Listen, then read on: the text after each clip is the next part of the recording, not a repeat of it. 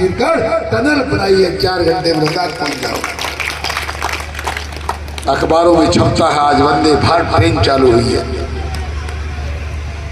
अखबारों में छपता है आज नारी का वंदन हो रहा है, आज किसान का सम्मान हो रहा है, आज बेरोजगार की बड़ी चिंता हो रही है।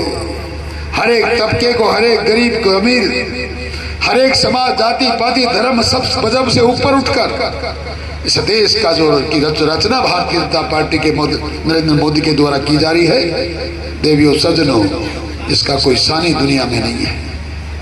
अखबारों में छपता है भारत के बेटे और बेटियां रशिया और यूक्रेन के युद्ध में फंस गए, हिंदुस्तान क्या करेगा, अमेरिका और यूएनओ कुछ नहीं कर पाए। उस वक्त ये भी छपता है कि मोदी ललकार के कहता है रशिया वालों और यूक्रेन वालों, ये हिंदुस्तान के बच्चे हैं, ये मोदी के बच्चे हैं। गोला बारूद चलाना बहुत दूर की बात है, गोली चलाना बहुत दूर की बात है। जब तक मेरे बच्चे सुरक्षित सीमाओं से बाहर नहीं निकलते तब तक पटाखा चल गया तो नक्शे से तुम्हारा नाम मिट जाएगा।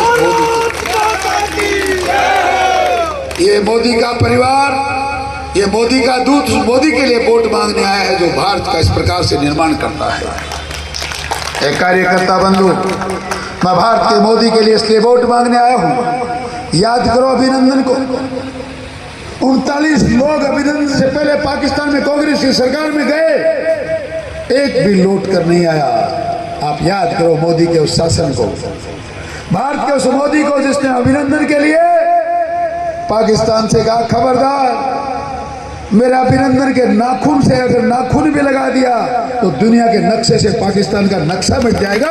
और दामाद की तरह ये भारत का मोदी दामाद की तरह पाकिस्तानी से बुलवा के तुम ही लेके आओगे, यहाँ छोड़ के जाओगे। ये मोदी का भारत है, ये राष्ट्र का निर्माण है, ये भारत के मोदी का निर्माण है।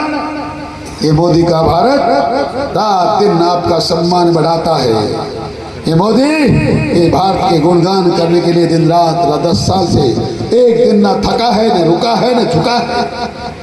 और मोदी जी कहते थे ये देश नहीं झुकने दूंगा, ये देश नहीं बिकने दूंगा, मैं कसम राम की खाता हूं, ये देश नहीं झुकने दूंगा। आपके सामने झुंझुनू में कहा, झुंझुनू की जनता झुकती नहीं जूझती है। आपने सुना कि नहीं सुना, पर मेरे नौनिहाल बेटों ने सुना, रात दिन लगे पढ़ाई करने, कलेक्टर बनेंगे, एसपी बनेंगे, थानेदार बनेंगे, पटवारी बनेंगे, अध्यापक बनेंगे, बहुत मेहनत करी। पर आप लोगों ने ऐसा श्राप दिया पिछले 5 साल पहले, कांग्रेस के निकम्मी सरकार बना के भानुमति के कुनबे को ऐसा जोड़ा, कहीं की ईंट कहीं का रोड़ा के भानुमति का कुनबा जोड़ा, और भानुमति के कुनबे ने लगातार मेरे नौजवान भाइयों के भविष्य को ऐसा अंधकार में ला दिया इतनी मेहनत करने के बाद। और मात्र मेहनत से नहीं होता देवियों सज्जनों, माँ के गहने भी के, बाप की जमीन भी की, बहनों से कर्जा लिया गया। कोई दिल्ली में कोचिंग कर रहा है, कोई राजस्थान की जयपुर में कोचिंग कर रहा है। तैयारी करके जब पेन खोलकर तैयार होकर परीक्षा केंद्र पर पहुंचे तो पता चला पेपर लीक हो गया। भारत माता की एक बार 2 बार होता तो ठीक, 18 बार राजस्थान की सरकार के नेतृत्व में 18 बार पेपर लीक हुआ। बहुत से मेरे बेटे बेटियां ओवर एज हो गए। वो माँ जिसका गहना बिका था, वो पिता जिसकी जमीन बिकी थी, वो बहन जिससे कर्जा लिया था, आप क्या समझते हैं वो जिंदा रहेंगे? अनेकों लोगों ने आत्महत्याएं की। ये कांग्रेस के कालखंड के चर्चा आपसे करना चाहता हूं।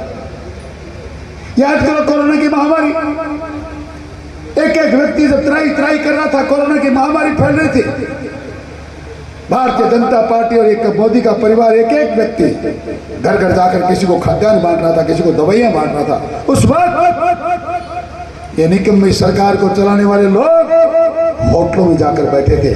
हमारे पास खाने को दाना नहीं, देने को दवाई नहीं, कोई वैक्सीन नहीं, और जाकर होटलों में बैठ गए, सो आराम कर रहे थे।